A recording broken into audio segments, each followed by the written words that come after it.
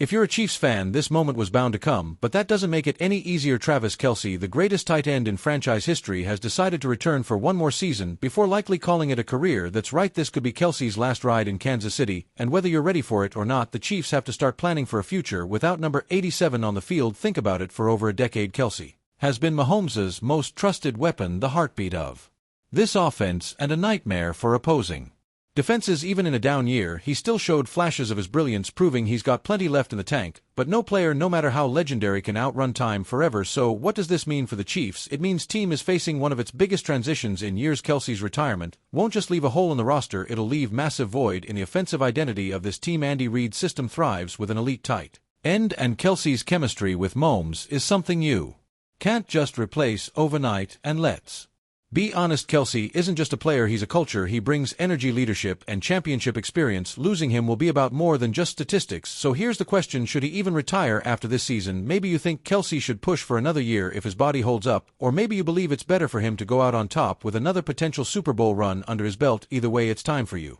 to weigh in. Drop your answer the comments. Should Travis Kelce consider playing beyond 2024, or is this the right time for him to walk away? Let's get a vote going. Would you want one last season of Kelce, or do you think it's time for the Chiefs to move forward? As tough it is to imagine a Chiefs team without Kelce, the front office can't afford to wait. A plan needs to be in place, and with the NFL draft on the horizon, Kansas City might already be looking for the next great tight end. And that leads us right into the next big question: how are the Chiefs preparing for life after Kelce? You know, the Chiefs aren't the kind of team that just sits back and hopes for the best. Brett V and Andy Reid are always thinking ahead, and with Kelce's final season approaching, they have no choice but to start planning for the future. So what's the strategy? First, let's talk about what they've already done this offseason. Kansas City made some key moves in free agency to strengthen the offense, bringing back familiar faces and adding new weapons. But no matter how much they tweak the roster, there's one reality they can't escape: there's no replacing Travis Kelce. Overnight, the Chiefs need a long-term solution at tight end, and that means the 2025 NFL draft could be their best chance to find the next guy. Challenge: finding someone who can thrive in the system. Andy Reid's offense isn't just about having a big-bodied tight end who can catch passes, it's about intelligence, versatility, and the ability to make plays when it matters most. That's why Kelce has been so dominant for so long. It's not just skill, football IQ.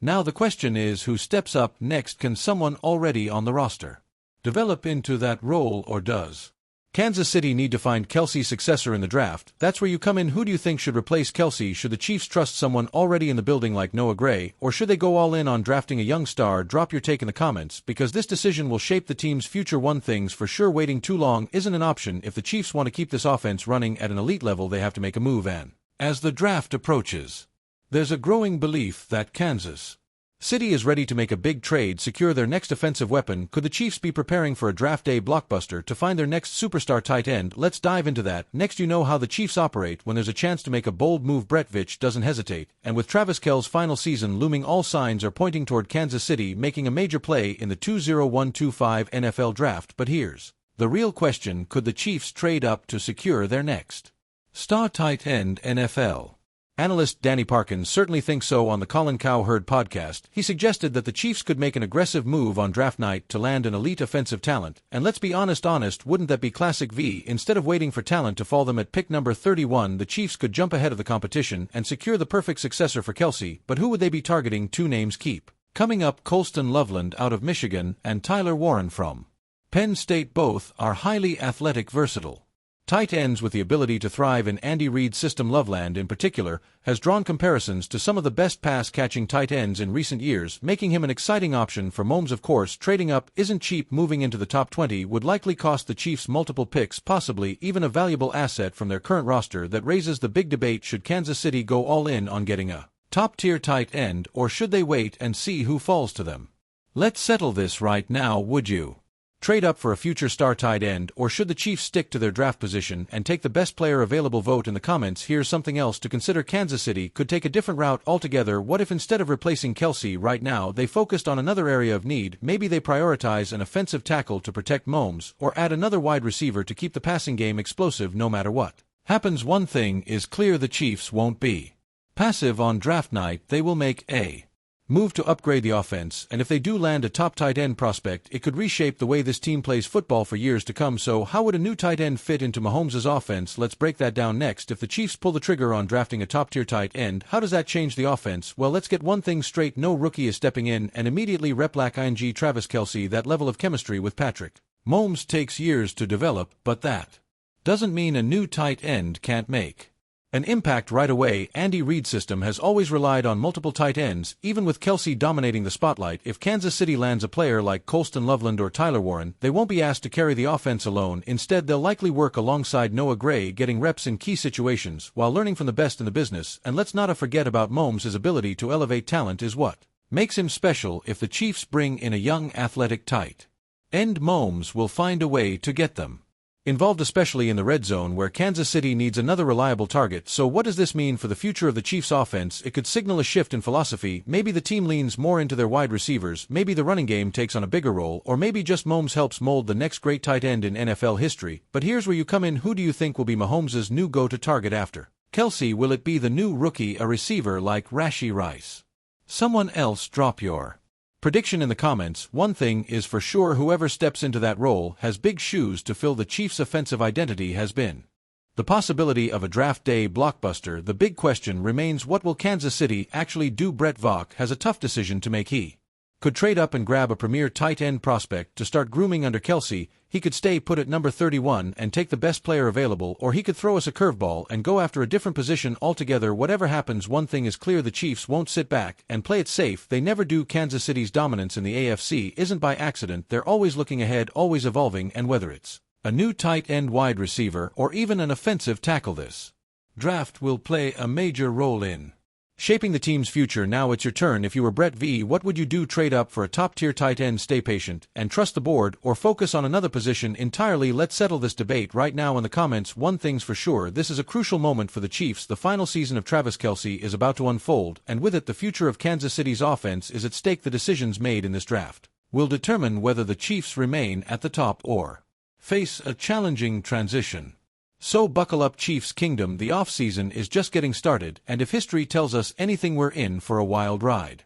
You probably thought Trey Smith was gone. Honestly, so did a lot of people. Just weeks ago, reports were flying that the Chiefs had accepted their fate, that there simply wasn't enough cap space to bring him back. But somehow, someway, Brett V pulled off the impossible. Let's break it down. The franchise tag for a guard that almost never happens. Teams rarely use that kind of money on an interior lineman, and with the Chiefs facing cap limitations, Smith's turn seemed like a lost cause. But then the salary cap increase hit, a game-changing moment that gave Kansas City the breathing room it needed. Suddenly, what once seemed out of reach became reality. Smith was back on a one-year $23.4 million deal, and let's be clear, this wasn't just any signing. Smith is entering his prime, fresh off first Pro Bowl appearance. His chemistry with Creed Humphrey gives the Chiefs one of the most dominant interior duos in football. Keeping Smith was a must if this team wanted to maintain its elite offensive line and continue protecting Patrick Mahomes. Now here's the big question: is this just a short-term fix, or will V find a way to lock him up long-term? The one-year tag keeps him in KC for now, but it's clear that a multi-year extension has to be the next move. If Smith and Chiefs can get a deal done, this could go down as one of the best off-season CN decisions in years. Interactive moment: how would you grade Brett V's offseason so far? Drop your A, B, C, D, or F in the comments. Let's see where Chiefs Kingdom stands. And speaking of key moves, Smith wasn't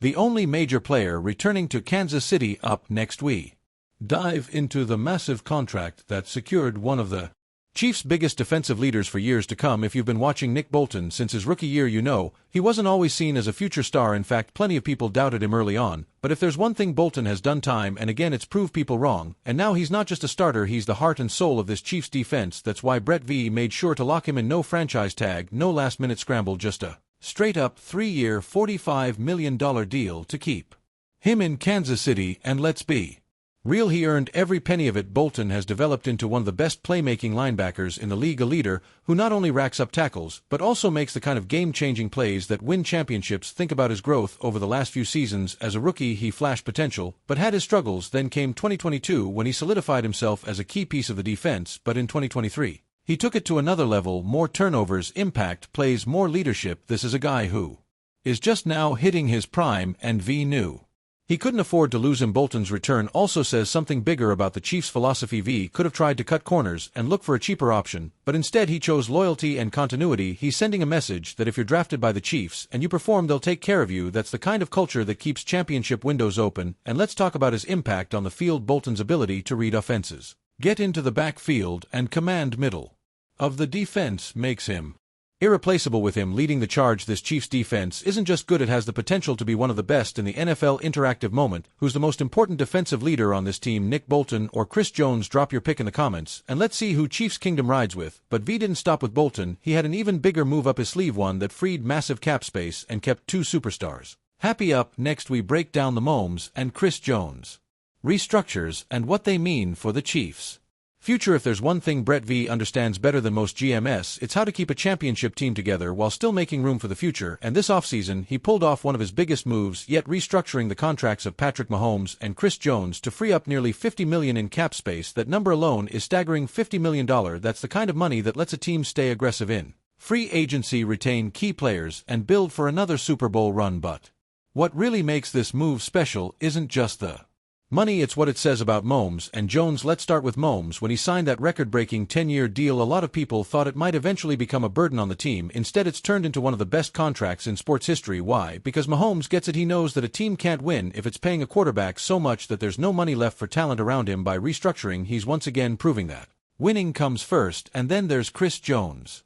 Some people questioned whether extending him last year was the right move, but let's be honest, this defense isn't the same without him. Sure, the raw numbers might not have been as flashy last season, but if you watch the games, no, Jones was constantly drawing double teams, disrupting plays, and making life easier for everyone else on the defense. Fact that he was willing to restructure shows his commitment to Kansas City. With these two moves, the Chiefs didn't just save money, they kept their two most important players happy and locked in for the long haul. That's how dynasties stay on top. Interactive moment: if you could restructure one more player's contract to free up cap space, who would it be? Drop your pick in the comments. Now that the Chiefs have some breathing room financially, they've started making moves to fix a major problem on the roster, left tackle position, and that's where things get really interesting. For years, the left tackle position has been a revolving door for the Chiefs. Orlando Brown Jr. came and went. Donovan Smith was a temporary fix, and now Brett Veach has placed his bet on Jalen Moore, a name that might not have turned many heads, but could end up being one of the most underrated signings of the offseason. The Chiefs signed Moore to a 2-year $30 million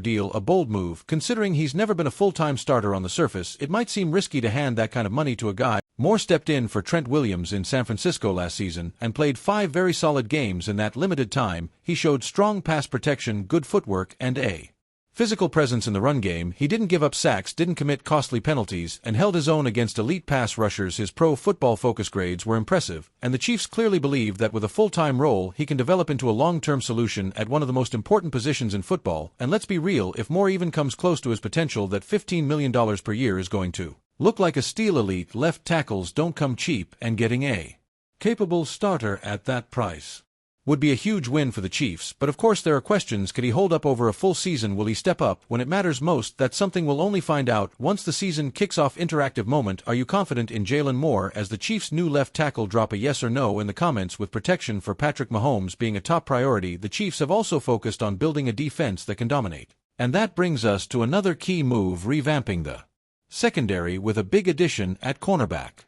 Defense wins championships, and Brett V knows it. That's why the Chiefs made a key addition to their secondary, signing cornerback Christian Fulton to a 2-year $20 million deal. It's not a flashy move, but it could be one of the most important ones of the offseason. Fulton brings experience, versatility, and depth to a cornerback room that already features Trent McDuffie and Jalen Watson. The big question now is how the Chiefs will use McDuffie. Last season, he spent most of his time playing outside, but some believe he's even better in the slot, where his quickness and instincts can shine. By adding Fulton, the Chiefs now have flexibility to move McDuffie around and create the best matchups possible. If Fulton locks down one outside corner spot, the Chiefs can use McDuffie wherever he's most dangerous. That could make the secondary even stronger and more unpredictable for opposing quarterbacks. And let's not forget about Jalen Watson, who was playing at a high level before his injury. If he returns to form, this group could quietly become one of the best in the league. Brett V didn't break the bank for a superstar cornerback. He built a deep, well-rounded unit that can compete at a high level. Now it's up to the players to prove him right. Interactive moment: which Chiefs CB will have the biggest impact next season? Will it be McDuffie, Fulton, or Watson? Drop your pick in the comments. With that, the Chiefs' off-season moves are shaping up to be game-changing, but have they done enough? Let's wrap things up.